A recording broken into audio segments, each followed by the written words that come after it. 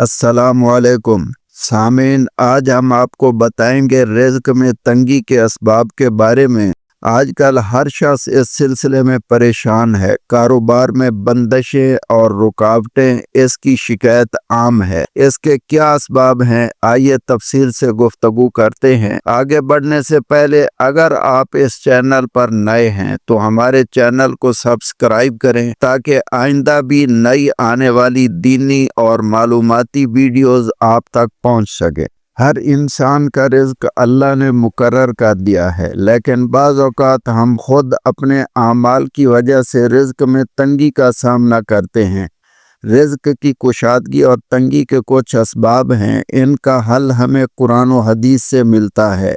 इब्ने माजा की एक रिवायत है, नबी करीम सल्लल्लाहु अलैहि वसल्लम ने फरमाया, बेशक बंदा गुनाहों की वजह से रिज़्क से महरूम कर दिया जाता है, इसलिए हमें चाहिए कि हम गुनाह से बचें।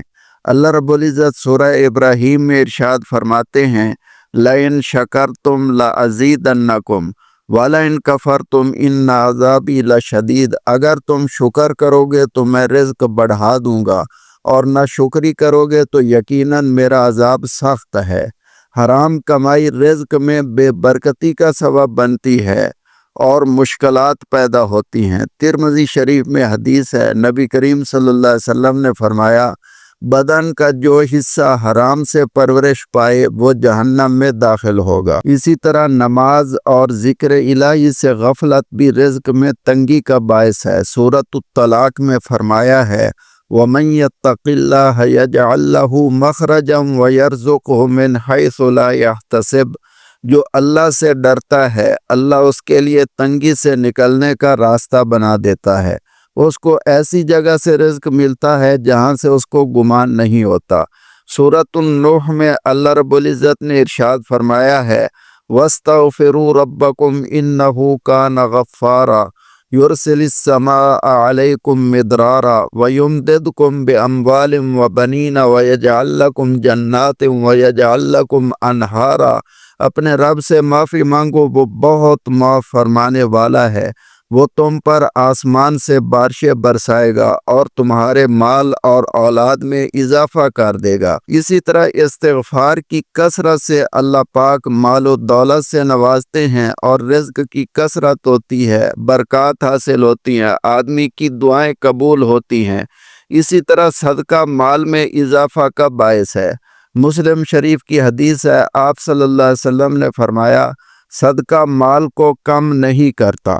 बुखारी शरीफ की एक रिवायत में है, आप सल्लल्लाहु अलैहि वसल्लम ने इरशाद फरमाया, जो चाहता है कि उसके रिज़्क में कुशादगी हो और उम्र दराज हो, उसे चाहिए कि सिला रहमी करे। इब्ने कसीर की रिवायत के मुताबिक हर नमाज के बाद सूरह वाक़िया पढ़ना इसके लिए मुफीद है, और हदीस शरीफ में हर रोज़ मगरिब के वक्त सूरतुल वाक़िया पढ़ने का हुक्म है। और इसी तरह मुख्तलिफ औराद व वज़ाइफ हैं जिनसे अल्लाह पाक रिज़्क की बंदिश को ख़त्म फरमा देते हैं और रोज़ी कसीर मिकदार में अता फरमाते हैं। या वहाब या रज़्ज़ाक़ को रोज़ाना 100 मरतबा पढ़ना भी रिज़्क और माल में इजाफे का सबब है, इसलिए इसका एहतमाम करना चाहिए। इसी तरह हदीस में आता है कि जो आदमी अल्लाहुम्मा कफ़िनी बिहलालिक अन हरामिक व अग़निनी बिफ़ज़लिक अम्मन सिवाक पढ़ता है तो अल्लाह पाक उसे भी रिज़्क अता फरमाते हैं। बाज़ उलमा ने लिखा है कि सुबह शाम 7-7 मरतबा इस दुआ को पढ़ना चाहिए। अल्लाह पाक कर्ज़ों से खलासी अता फरमाता है और रिज़्क वाफ़िर अता करता है। और बाज़ उलमा ने यह भी तजर्बा लिखा है कि हर नमाज के बाद 7 दफ़ा इस दुआ को पढ़ना चाहिए।